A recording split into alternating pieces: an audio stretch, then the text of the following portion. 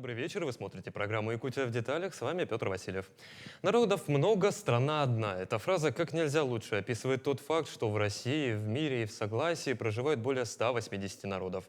В Якутии, в свою очередь, живет более 120 народностей. Можно сказать, что в регионе объединяет всех наш сегодняшний гость. Вице-спикер Государственного собрания Ил Тумен, председатель Ассамблеи народов Республики Александр Подголов. Он у нас сегодня в гости. Добрый вечер, Александр Григорьевич. Рад вас видеть в нашей студии. Добрый вечер, Петр. Ну что, 12 лет вы не занимались делами, напрямую связанными с депутатской деятельностью. Вот что изменилось и с какими идеями и предложениями вы пришли уже в свою новую должность? Прям сразу, да. Ну, да, вот 12 лет, это, оказывается, все-таки очень большой срок, потому что, вот я еще, честно могу сказать, я к многим вещам я еще привыкаю. Все-таки, когда я еще был депутатом, вот эта система одномандатного и партийного только вводилась, и, скажем так, депутаты, ну, я не знаю, то ли были чуть свободнее, то ли они были более безответственны. Тут очень трудно сейчас подобрать какой-то правильный синоним. И в каких-то вещах, мне кажется, было даже намного проще, чем сейчас.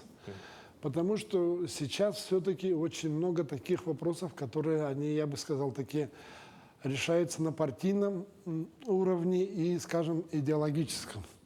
Если раньше я мог, как Александр Подголов, как депутат, избравшийся по одномандатному округу, бить себя в грудь и говорить, что меня избрали избиратели, и я отстаиваю их интересы, то сейчас, конечно, это говорить гораздо труднее, потому что все-таки я еще и шел как от партии, хоть и по одномандатному округу. Я, естественно, являюсь и членом партии, там, и членом политсовета, и вхожу в фракцию. И здесь вот есть вот такие моменты, да. Поэтому являюсь, а тем более, что у нас все это выйдет в эфир публично, то здесь надо себя немного держать в рамках, чтобы, естественно, это все твое поведение не падало тенью на твою родную партию. И поэтому здесь есть некоторые моменты. Следующее – это все-таки и прохождение, и подготовка документов. Она стала более профессиональней, более, я бы сказал, точнее, более щепетильнее. Потому что вот я когда был депутатом 2-го и 4-го созыва, там были такие моменты, что вот я вообще сам лично писал там какие-то постановления, я даже писал главы там законов. Вот, то сейчас у нас есть специальные юристы, с которыми эти вопросы проговариваются, готовятся. То же самое и мои помощники, которые мне помогают работать, референты, в этом плане очень серьезно дисциплинируют. Тем более они люди с опытом. Еще и облегчают работу. Ну и облегчают, но при этом ты уже и сам начинаешь думать, что перед тем, как какую-то бумагу отдать, все-таки ты думаешь о том, что ты надо четко сформулировать свои мысли, чтобы тебя человек понял и продолжил правильно писать. Но поэтому есть вот такие моменты. Вот все 12 лет, которые не заседали в Ил-Тумене, вы же занимались общественной деятельностью. Да. Что самое главное вот удалось за 12 лет реализовать? Да, ну это, конечно же, вот я... Ну, то, что я был главой промышленного округа, вот от которого я, кстати, и был избран, да, вот сейчас в Ил-Тумен. А главное это то, что я вот возглавил в свое время русскую общину, заменив Людмилу Герасимовну Медведеву. И вот то, что мы сделали очень большой переход от того, что, ну, просто от того, что говорить, мы начали делать проекты, которые, в общем-то, пошли на всю республику. Это и русский поэтический календарь, это и русско-якутский детский альманах. Ну, это много можно этих проектов о них говорить. И тут, опять же, можно сказать, пандемия помогла или она помешала. Потому что люди залезли в интернет, и очень наши многие проекты, они стали популярны благодаря вот интернету, и людям было нечего делать, и они принимали участие вот в различных наших проектах. Поэтому мне кажется, что мы очень серьезно вот эти вещи развернули, и мы практически участвовали во всех грантах, которые были проведены в нашей стране и в нашей республике. Мы выиграли не только гранты президента России, но и нашего главы, и города. И мы наконец-то напомнили жителям города Якутска, что мы должны гордиться тем, что здесь принял решение писать стихи великий русский поэт Иосиф Бродский. Ну, в общем, фронт работ огромный. Да. Более чем. Поэтому этим есть гордиться. И Наталья Ивановна Харлампиева, наш председатель Союза писателей, мне всегда напоминает: Александр Григорьевич, мы должны в этом году установить стеллу. Ну вот я об этом помню, думаю, и я думаю, что мы это все-таки сделаем. Александр Георгиевич, мы к русской общине чуть позже вернемся. Для начала я хочу напомнить, что мы работаем в прямом эфире. Задать вопрос гостю программы можно по номеру телефона 42 14 39 или по номеру горячей линии в мессенджере Telegram по номеру 914 235 05 02. Александр Григорьевич, я предлагаю затронуть вот первым нашим большим пластом вопросом тему патриотизма. Это все-таки напрямую сейчас красной линией проходит в тех или иных ипостасях. Вот как считаете, за последние несколько лет у нас сильно поменялось отношение к патриотизму? Как молодежь вовлечена в программы различные патриотические? Петр, вот вовремя вы задали этот вопрос, потому что буквально вчера я принимал участие, я не знаю, назвать ли это круглым столом, или это была встреча, организованная в Институте водного транспорта, где мы как раз говорили о патриотизме со студентами не только этого института, и училища, колледжа, там и были ребята из 15-й и 21-й школы, да, и мы вот как раз говорили о патриотизме. Я что думал? Я сидел, думаю, сейчас начнут засыпать, опять залезут в телефоны, и вообще тема пойдет вообще только для нас, тут присутствующих взрослых людей, которые будут друг перед другом выпендриваться, кто лучше скажет слова про патриотизм. Нет. Оказывается, ребята были очень заинтересованы, это было видно по глазам. При этом они были готовы к диалогу. А самое интересное, что они участвовали в разговоре патриотизма. А больше всего меня тронуло, что когда мы потом стали вместе петь гимн России, они подпевали. Не все, но многие подпевали. Они знали текст. И вот это как раз уже говорит о том, что до многих молодых людей уже стало, в общем-то, доходить то, что происходит сейчас и в стране, и в мире, на самом деле, что патриотизм это нормальное состояние для граждан нашей страны. Это просто надо вернуться, туда вернуться, надо вспомнить. Вот мы с вами же разговаривали перед передачей. Перед передачей. Надо просто вернуться. Надо вернуться к своим истокам. А вас это удивило, что они слова гимна вместе с вами не все, но пели? Конечно. Я в последнее время, когда встречаюсь с молодежью, к сожалению, не так часто, да? Но я встречаюсь, вот сейчас и со школьниками встречаюсь. Вот я был в колледже «Синергия», ко мне приходили ребята из промышленного техникума, и я приятно начинаю удивляться, то, что на самом деле интересует. И для них слово «патриотизм» — это уже не смешочки, а более серьезнее относятся. И то, что они совершенно по-другому сейчас относятся к тому пониманию КСО. Вот если еще 1,5-2 года назад я мог так выступить и сказать: вот у нас СВО, вы по-разному можете относиться к этому, то, извините, сейчас я так не буду говорить. Мы сейчас одинаково должны относиться к СВО. СВО нам необходимо, и мы должны победить, чтобы отстоять свои традиции, свою культуру, свой язык, свои обычаи. И вот меня радует, что молодежь, вот эти 17, 18, 20 лет, они начинают это понимать. А с чем связано, вот на ваш взгляд? Почему начали понимать? Потому что, вот, допустим, по своему опыту, допустим, лет 5-7 назад, когда меня еще можно было считать той молодежью, с которой вы встречались, ну, речи о патриотизме там не было. Вот сейчас это политика государства, это семья, это общественники. Что влияет на... А мне кажется, что здесь повзрослели и серьезнее стали относиться мы взрослые, более взрослые люди, это взрослее стали и умнее стали, и на эти темы стали разговаривать не только по телевидению или там на публичных каких-то выступлениях, там, встречах, а мне кажется, что это начало просто обсуждаться дома, об этом говорят.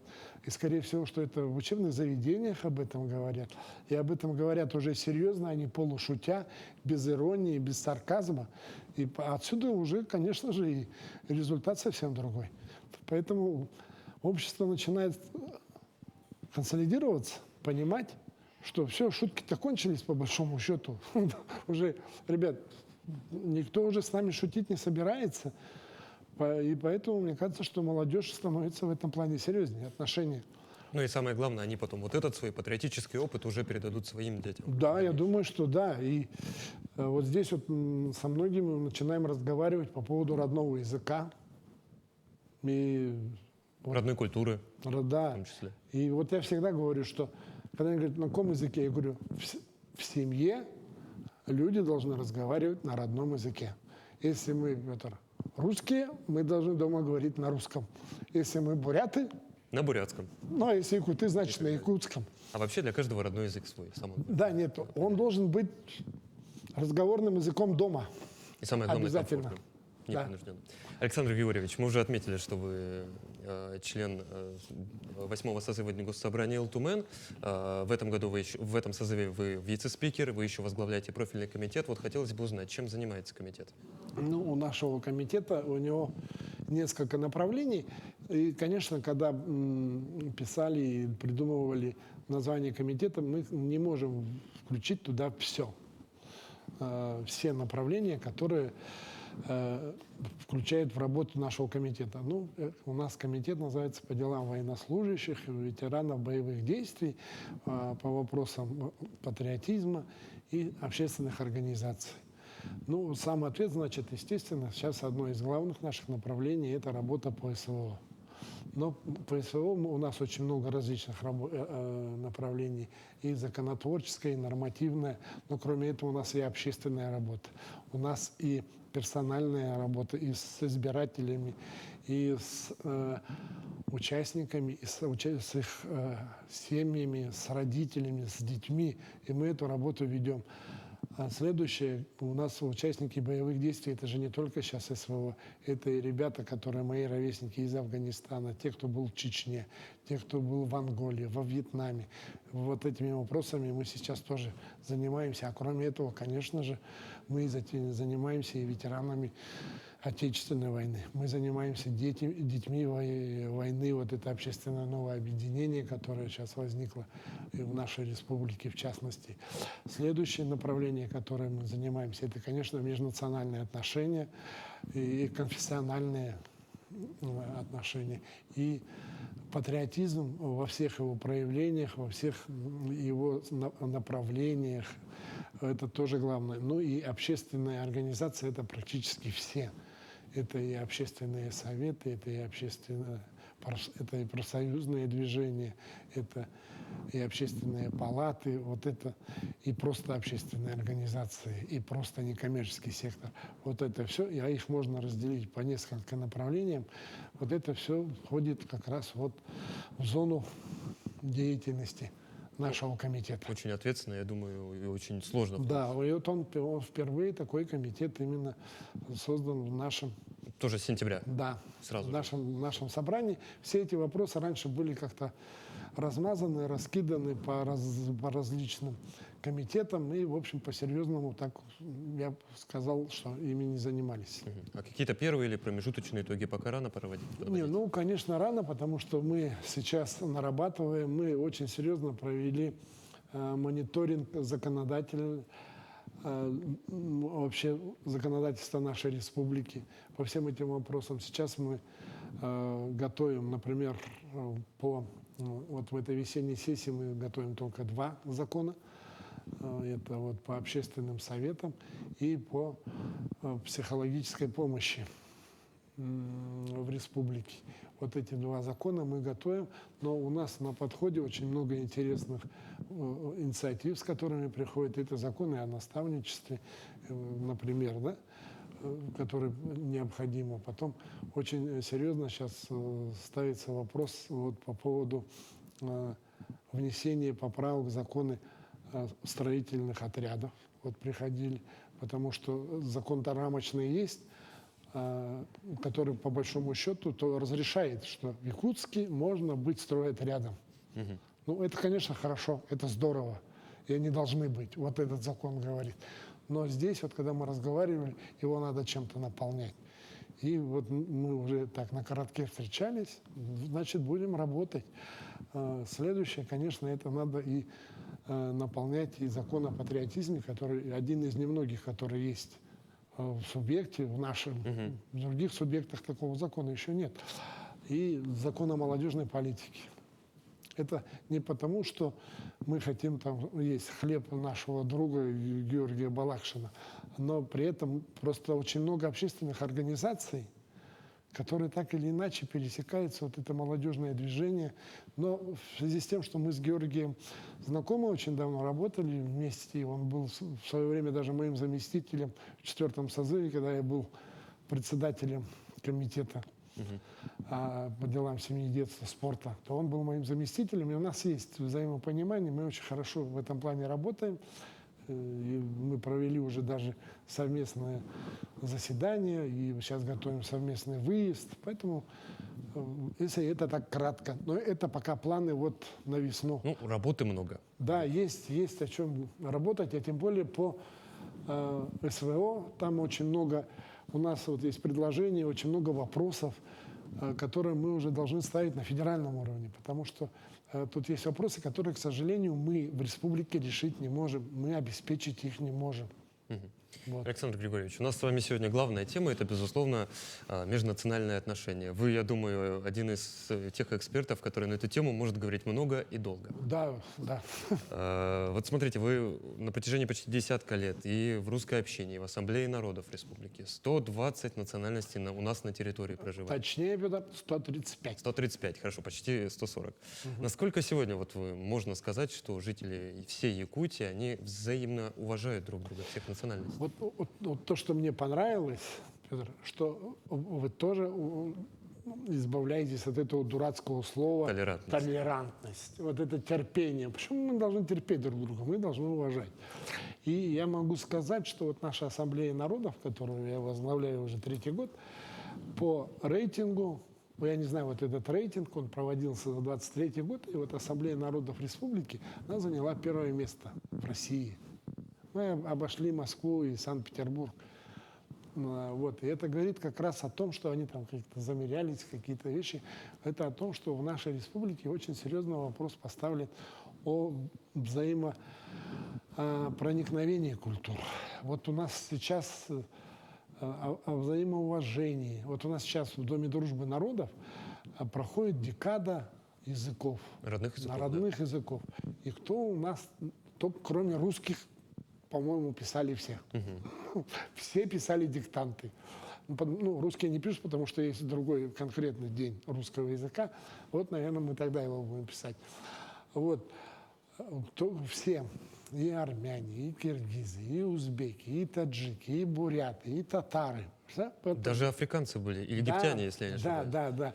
И это же здорово. И самое главное, что Дом дружбы народов всех их встречает, всем предлагает, всем идет навстречу. Я уже не говорю про малочисленные народы Севера, которые тоже писали диктанты, у которых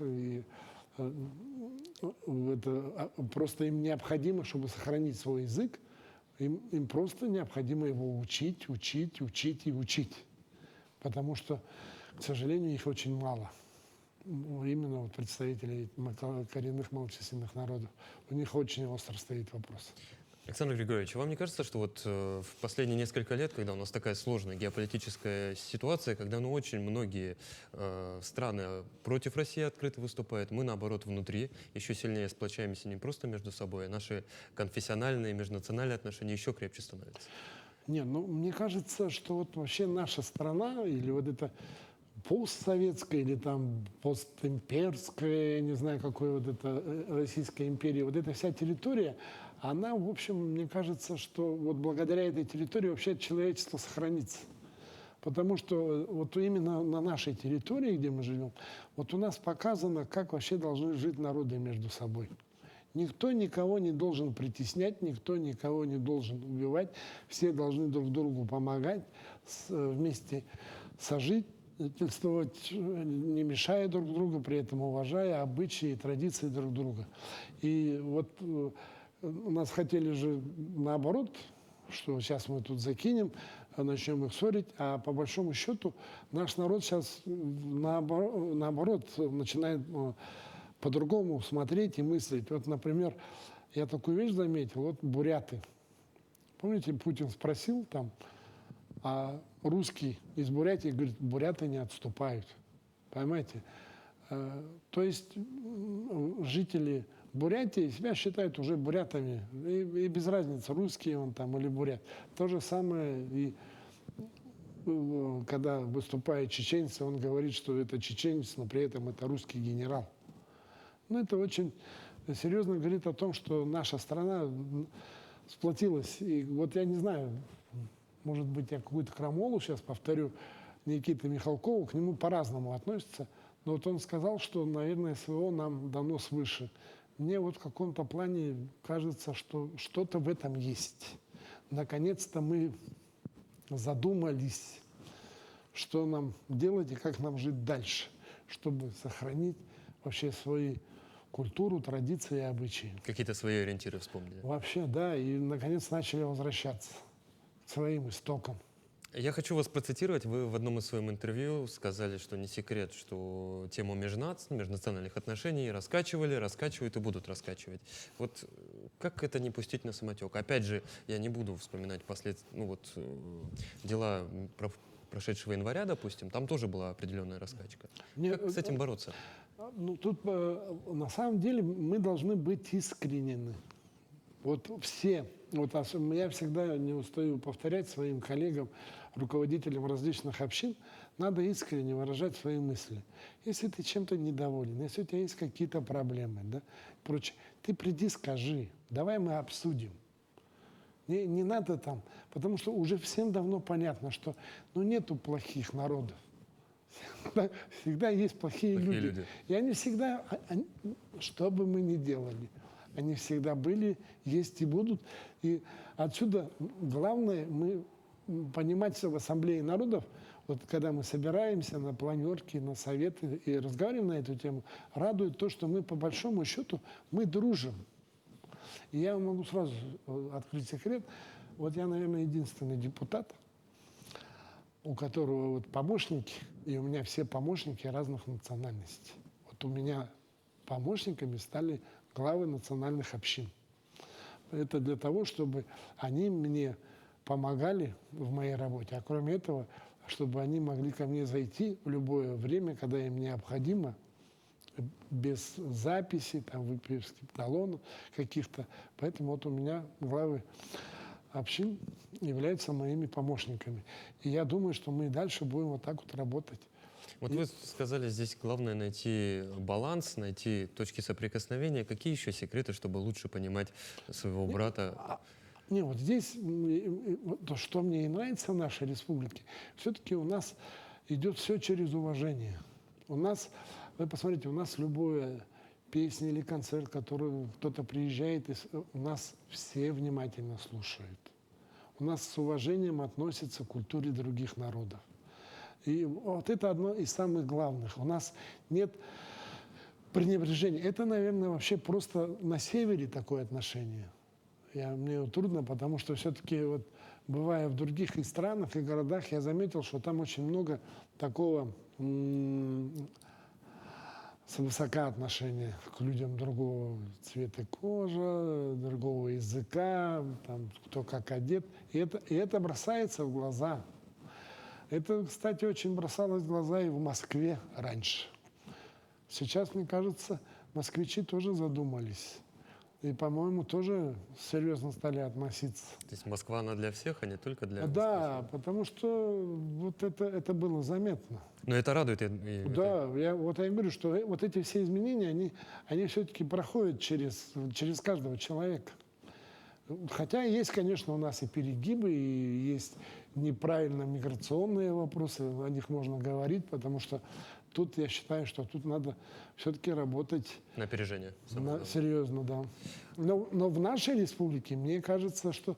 Я не хочу расхваливать, но у нас все-таки позитивные очень идут. Я, когда разговариваю с другими ассамблеями, представителями ассамблей, и мне просто некоторые вопросы непонятны, потому что у нас нет этих вопросов. Я не хочу о них говорить, потому что у нас их нет. Вот, ну, правда, многих вопросов нет, которые стоят в других. Даже в русских, сугубо русских регионах есть проблемы, которые у нас, вроде национальной республики, у нас их нету. Ну и хорошо, что у нас их нет, Да, на самом деле. Мы можем служить примером для поэтому других. На самом деле вот у нас то, что мы смогли сохранить вот эту преемственность и отношение к межнациональное общение, что мы это сохранили все-таки с советских времен. Ну, были какие-то отступления, падения. Ведь наша ассамблея народов Якутии, да, ведь мы созданы раньше, чем ассамблея народов России. Ничего себе. Поэтому, в общем-то, у нас... Задаем темпы и тренд. Да. Александр Григорьевич, я думаю, что еще одну важную часть в межкультурном, межнациональном общении играют национальные праздники. Вот смотрите, СТХ у нас для всех, просто все национальности. Масленица тоже разного рода национальности. Бурятские праздники тоже, пожалуйста, активно посещаем. Какое вот у нас в праздничном календаре можно ждать важное событие такое? Нет, ну вот я буквально, у нас закончилось 3 праздника. Правильно, я назову только один. Сагалган, да. вот буквально у бурят, но следом за ними сразу же прошел праздник Тувинский и прошел праздник Корейский, который вот Белого праздновали месяца. Белого месяца. А другие такие народные праздники, ну, конечно, сейчас православные, это уже больше всего мы уже ждем Масленицу, ну, а потом, конечно же, Пасху. Да, а там уже, вот, например, мы разговаривали с инициативной группой, которые говорят, что вообще надо 22 мая по якутскому календарю надо встречать Николин лето. день. Николин день. Да. Надо встречать русским и якутам здесь давно живущим, надо встречать лето, согласно якутскому календарю. Это не мои слова. Ну, а там и СЭХ, и там уже... А что думают Другие- другие члены инициативной группы? Нет, ну мы пока этот вопрос обсуждаем, потому что на самом деле очень многие вопросы тут же встают и финансовые, и где это проводить, и как это проводить, и самое главное, надо же быть еще и готовым, чтобы отвечать, уметь на различные провокационные вопросы, которые будут ставиться. У нас же многие хорошие инициативы начинают путать с хайпом, да? А хайп, наоборот, почему-то называть инициативой. Поэтому здесь очень тонкая сейчас такая грань. Вот. И мне хотелось бы еще одно сказать. Я боюсь, что об этом мы сейчас с вами тему не заденем. Вот завтра, например, будет презентация книги в Институте гуманитарных исследований и проблем народов Севера. Это русские арктические старожилы Якутии. Вот там будет презентация этой книги. На самом деле у нас ведь вот культура русская и арктическая, да, она на самом деле очень уникальна. И пахотчане, и русско-устинцы ими всегда восхищались. Но русское устье, оно же окружено еще и мистикой и тайнами. Да. И Это там вдвойне интересно. вот. И мне кажется, что это надо развивать, надо это поддерживать, и надо это популяризировать и пропагандировать. А вот это двухязычие, например, потомков русских ямщиков, и хочется здесь вспомнить, конечно же, вот своего друга Добрянцева Анатолия Анатольевича, который сделал очень много для возобновления этого. Это вообще очень... Об этом такой кладезь вот этой культуры, где один народ в себе и двухязычие, и русская, и якутская культура. Это вот как раз один из рецептов, мне кажется, вот нашего существования Эффективного мирного. взаимодействия. Да. Александр Григорьевич, я хочу напомнить, что мы работаем в прямом эфире. У нас есть вопросы от телезрителей. Я хочу зачитать один. Телезритель хочет найти свои корни. Как правильно начать? С чего поиски? Может ли в этом помочь русская община? Нет, вот русская община это, к сожалению, не может помочь, но у нас есть люди, которые, если этот человек очень так заинтересован, то он может обратиться ко мне уже после в Алтумене, и я ему подскажу. У нас есть люди, которые именно этим занимаются, именно на территории республики. Ну, это архив. том? Нет, ну, и архив в том числе, но ему подскажут сам механизм, само отношение, как это все делать. У нас есть специальная такая общественная организация, которая этим занимается. А часто обращаются вот люди в последнее время, действительно Нет, хотят вот узнать? самое главное, что вот эти товарищи, они проводят это, но интересуются многие, но до конца идут не все. Ну, генеалогия — это все-таки очень сложная наука, Да, да. и найти концы здесь... Да, но при этом надо отметить, что в якутских селах и во многих наслегах вот это очень далеко пошло. Люди знают там свою сейчас родословную до 7-8 колена. И у меня даже вот такое небольшое чувство зависти появляется, такое хорошее, что я-то все никак руки-то не дойдут. А вообще, как считаете, как сохранить свое вот настоящее национальное культурное «я»? Ну, это сохранить, это надо просто любить и осознавать себе. Вот вчера мы тоже с ребятами в колледже «Синергия» начали на этот счет разговаривать. И вот они говорят, вот я якутка, и я не разговариваю на якутском языке. И в семье у нее говорят на русском языке. А я говорю, ну, дорогая, я не знаю, что делать, но тебе надо учить срочно якутский язык. Ну, или тогда уже реши для себя, кто ты. Тогда реши, что ты просто русская, и тогда просто отстаивай интересы, и просто говори о том, что ты просто считаешь себя русской. Ну, а если ты якутка, ну, ты понимаешь, я понимаю, если бы ты жила в Конго и не знала было бы якутский язык, это еще можно понять. Но у тебя все есть для того, чтобы знать якутский язык. Твои корни, и самое главное, у тебя есть среда, куда ты можешь окунуться, уезжай в село Байга, начинай там жить, и через пару лет ты будешь говорить на чистом якутском языке. Поэтому я думаю, что здесь главное в семье, то, что мы говорили, это должно быть идти от семьи. Мы должны отходить от маргинальности, которую у нас навязывали вот это последних 30 лет, отношение к своей культуре, к своим обычаям, к своим предкам. Отсюда вот надо просто вернуть это. А вот когда мы с вами разговаривали, ведь, честно говоря, ну надо уже вот ваш...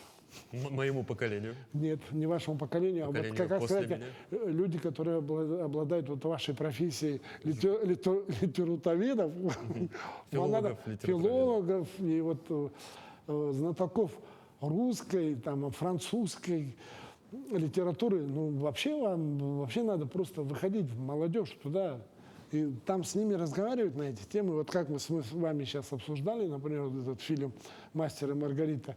Ведь мы не будем сейчас говорить о своих оценках, но ведь заметьте, мы с вами люди разного поколения, но при этом мы же с вами во многих оценках, мы же с вами сошлись. Нам обоим не понравилось. Самое важное. Да. Александр Григорьевич, еще хочу в заключение задать один такой вопрос. Что касаемо национальной атрибутики, национальных украшений. С якутскими украшениями, нарядами вопросов нет, ренессанс настоящий переживает.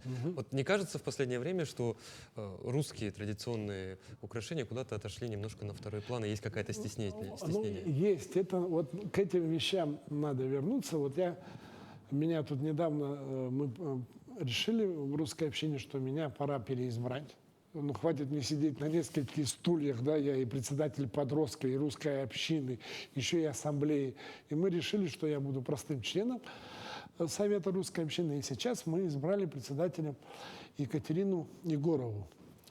И вот надо заметить, что Екатерина, она сейчас делает все для того, чтобы популяризировать вот там, то, о чем вы сказали, элементы русских культуры, вот этих аксессуаров русских, чтобы люди тоже видели и тоже начинали этого не стесняться. И мне кажется, что это надо делать всем народам. Потому что это важная часть это важно, конечно. Да, это важно, и это просто необходимо. А мы должны поддерживать, более взрослые люди. И будем поддерживать. Александр Григорьевич, благодарю вас за интересную беседу. Желаю вам успехов в вашей дальнейшей деятельности на любом посту, в котором вы бы ни были. Ну а я напомню, что это была программа «Якутия в деталях». На этом выпуск нашей программы подошел к концу. С вами был Петр Васильев. Смотрите нас по будням в 19:15. Расскажем обо всем в деталях.